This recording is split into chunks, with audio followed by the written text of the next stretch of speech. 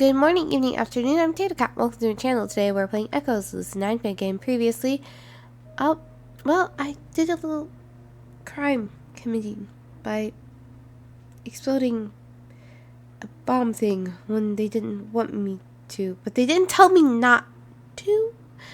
And Irie hates me, like she's a negative now, but Sal likes me better, so it's all okay. And then we were talking to a mysterious shooby thing, and yeah, that's where we left off. Let us continue. Before Yama came back, I used to stare at my reflection for minutes on end, trying to forget the things that the things that turned me into what was, usually with a half-empty bottle in my hand. The eyes I looked into were open and perpetually stained and dried out by unwanted memories, a constant, maddening awareness that could never be purged. They were eyes like hers. What could possibly be harrowing enough to disturb someone so empty? Understood, Warden. Oh, it was the Warden. I missed the opportunity to use the Warden's voice. I felt like it was the Warden, but I was like, maybe not. Ari taps a button on her gauntlet, bringing up a micro holographic projection of a nearby alleyway.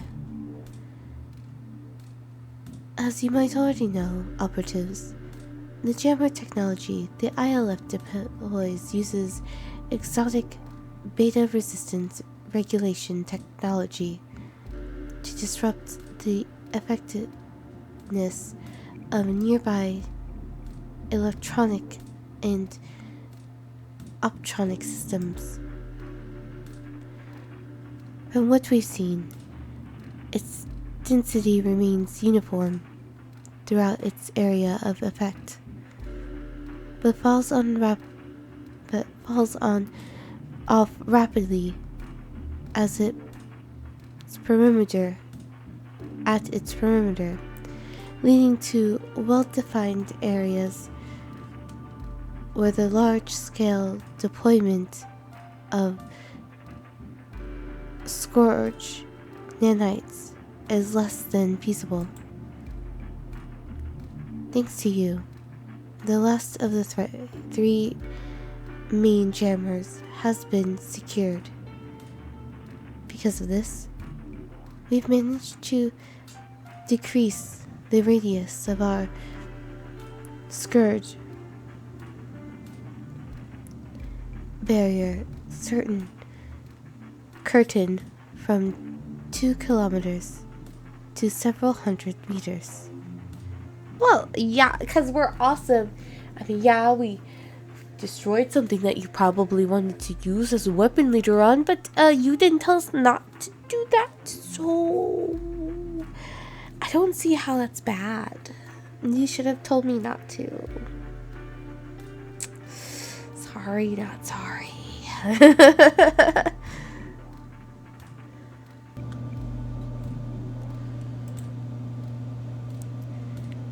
As it was deemed a tacticality feasible to reduce the number of structures and locations Maeda and his troops could hide in, our initial plans were to condense the curtain further. Unfortunately, this proved to be a major obstruction to our efforts. A map appears as an overlay on the projections.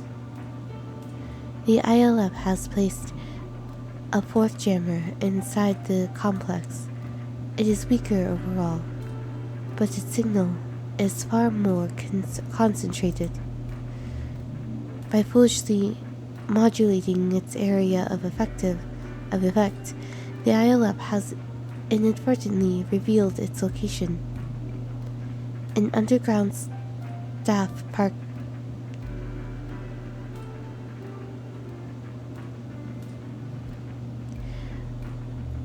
A parkade? Is that a parking lot? Parkade, adjoined to the main facility through a system of emergency service tunnels. Is that like a parking garage? I'm giving you the coordinates of an entry hatch to one of these tunnels. You can access it by moving through the alleyway between Cardoso Exotic Goods and the local import warehouse for Incas prosthetics. Included are several routes you can take to reach the parkade. Once there, neutralize all enemies defending the jammer and deactivate it. This will allow me to detect Maeda's exact location in the compound and transmit it to you. Once you have that location, move to it, and I will meet you there. We will incapacitate Maeda and then secure what remains of him for questioning.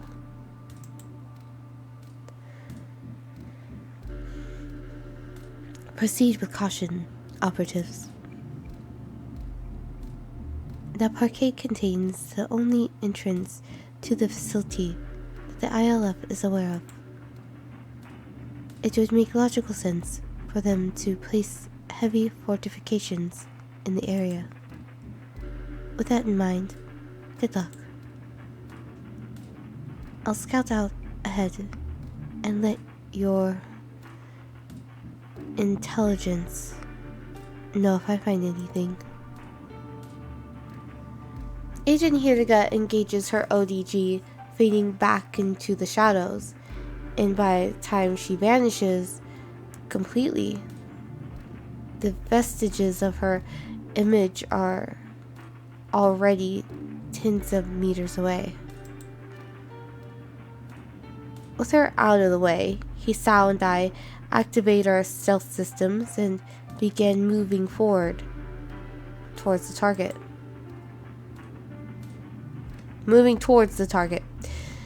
As we propel down the tower, however, I can't help but wonder how much DCIS really knows about us. When she mentioned an intelligence, it was clear that she was referring to Eris.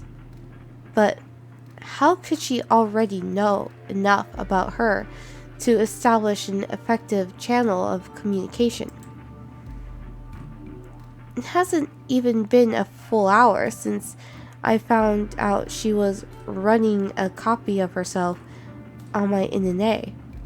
But Hirga implied that she was capable of using her as a relay for information. A pointless tactic if radio and wire chain are the only comm vectors available. Her mention of the artificial part was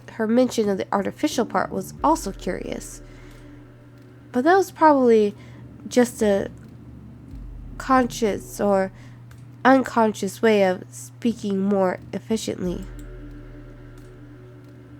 If it wasn't, then this would be a good time to stop pondering. After reaching solid ground, I see the sky shimmering violently in every direction, not blocked out by skyscrapers. A lot like the surface of a bird bath with a drowning bird in it. What a beautiful image! If Yama finds out that's the first place my mind goes when I see a low-density nanite barrier, he'll either be concerned for my mental health or proud of me for taking after him. As for the mission, though, it's becoming increasingly obvious that I can't stay here. Scourge curtains on its way in. Let's move. Right behind you. Following the directions Irie set for us, we arrive at a dumpster lined up against the rear base of yet another skyscraper. At first, it's nothing special. Just another one of those dismal-looking loading areas where people with too many years on their lives go to light one up and talk shit about their supervisor. Of course, that's before I take a look under it. Peering down into the space between, I can see what appears to be a manhole cover. The moment I look at it, however, the grating on top morphs to the side and a ladder appears under it, leading straight down. My multispectral scanner lets out an abrupt chirp as the passage appears meter by meter on a 3D map, as if it was being carved into the concrete in real time by some invisible burrowing animal. Whatever's down there, it waited until now to reveal itself. And considering our scanners are supposed to be the best there are, that's a bit troubling. Right now, though, I'm just hoping that the ILF doesn't find this place as easily as we did. Oh? This is a cool looking, creepy tunnel. Say it does its job. Exotic network probes. Finished. 136.31092 seconds elapsed. I have gained secure access to all ILF comm channels. Operative.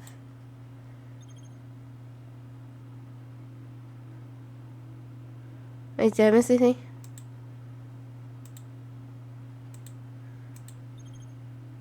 Wait, you're already done? Affirmative. While our present location and route remains unknown to them, I would advise extreme caution.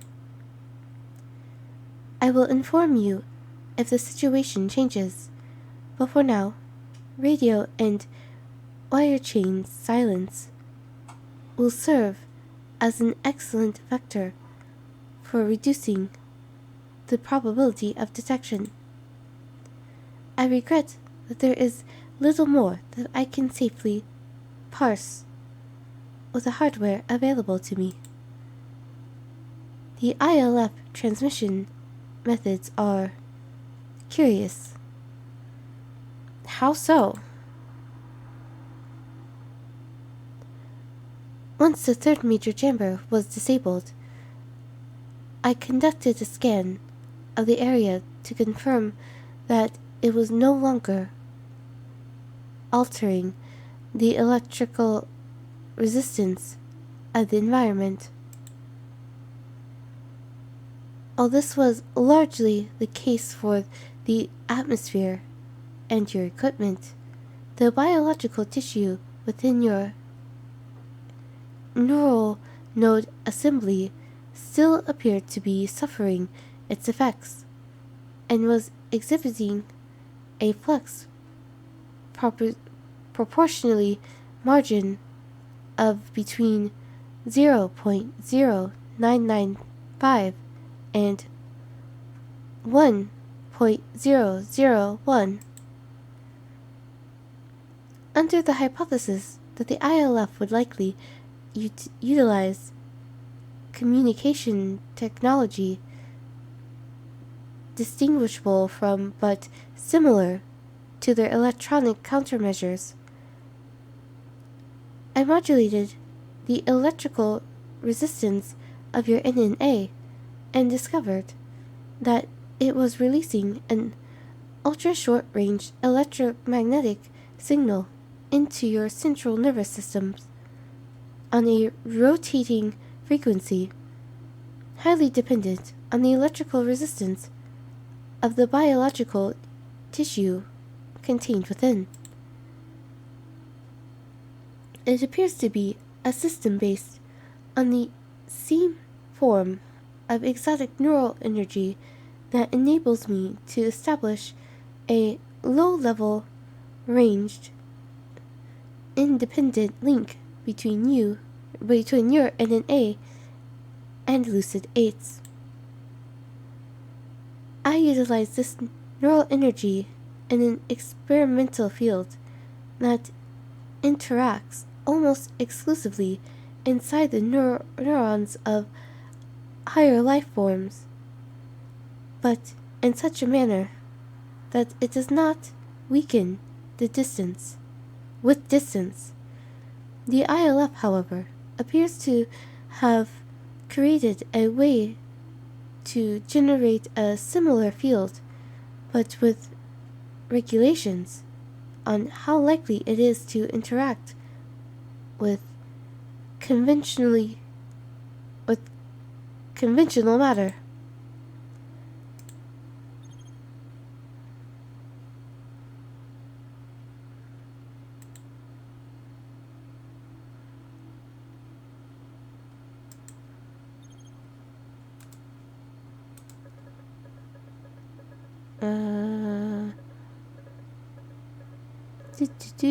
History.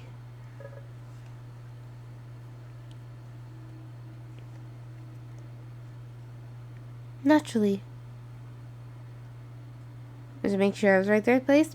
Naturally, this field interaction probability is higher for their jammers and lower for their communications equipment, but without an understanding of neural energy, the latter would be nearly impossible to detect. So they not only managed to turn the inverse square law into the inverse square suggestion, but have tech that lets them throttle its applicability like a slide whistle? Like a slide whistle. That wasn't a question, that was a statement. That is the essence of what has transpired here. How do they even get something like that to work? The closest process I can liken it to is point emerging probable entry, theorized by University of Isamu physicists in 2006. It was believed that by utilizing rotating magnetic fields, a group of electron neutrinos could be forced to undergo quantum tunneling to a specific probable location. They allegedly produced this tunneling in a laboratory condition in laboratory conditions, but failed to recreate it before Lemniscate and Way Forward cut funding to their experiment.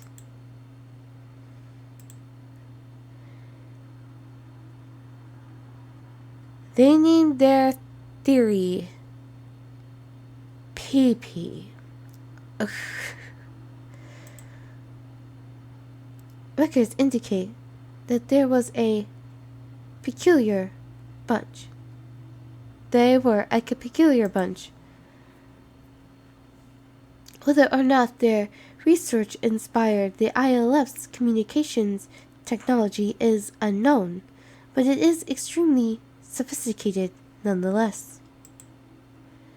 Once I isolated the proper resistance and frequency rotations, their comm data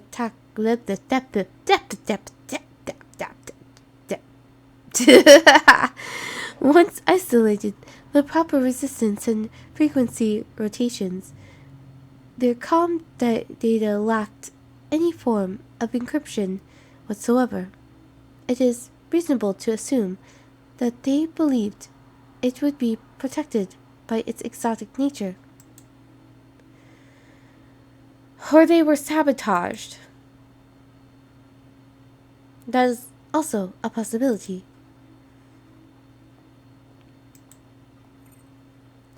Discourse is intensifying on ILF channels, Operative.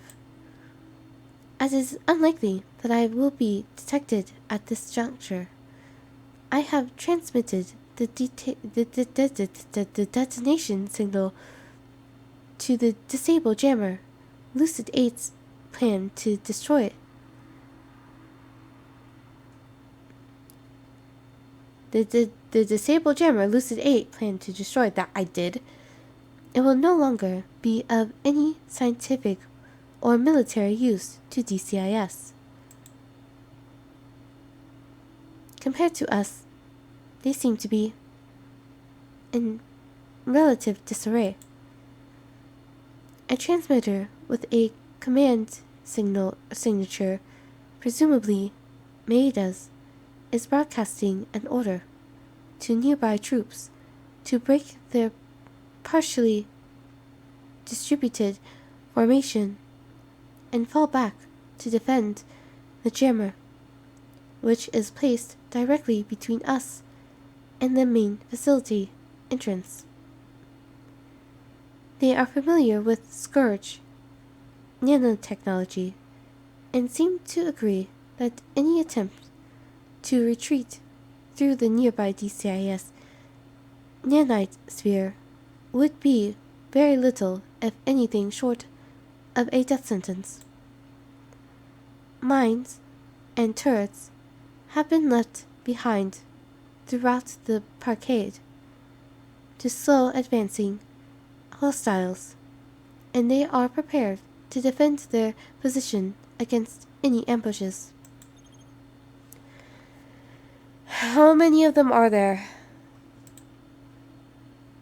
I estimate an enemy strength of between 50 and 80 ILF commandos. In addition to this, support from covert explosive munitions and in-place turrets is likely to be extensive.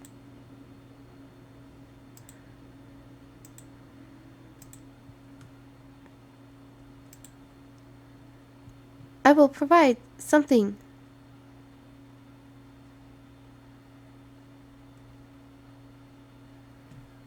Can I look at the history, or is it not going to show me?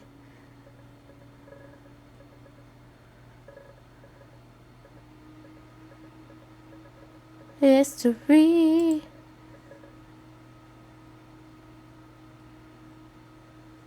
Okay, yeah, it's not going to show me.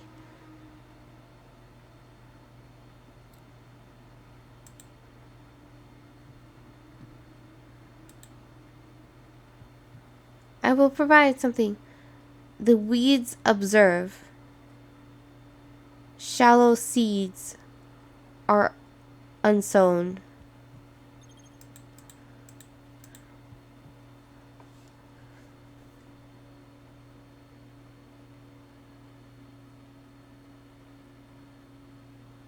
the chaos will harvest, the crops will harvest.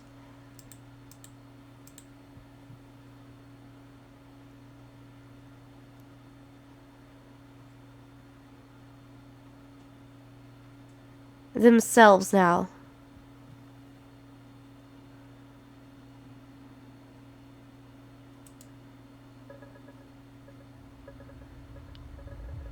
Do history.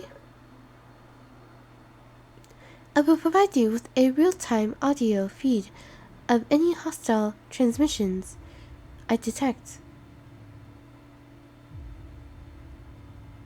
But you will need to be aware of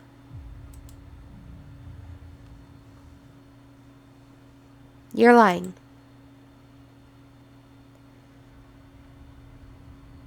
After confirming with Eris that the way ahead is clear, I order Hisao to follow me through the door to the parkade.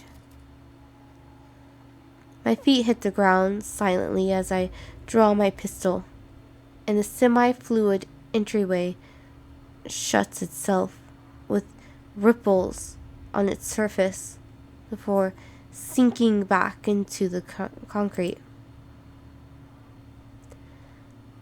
I've been serving with the boss for years. As I advanced, the reverberating sound of shooting becomes louder, more grating and erratic. But there's no gunfire to be heard. Not even a single shot.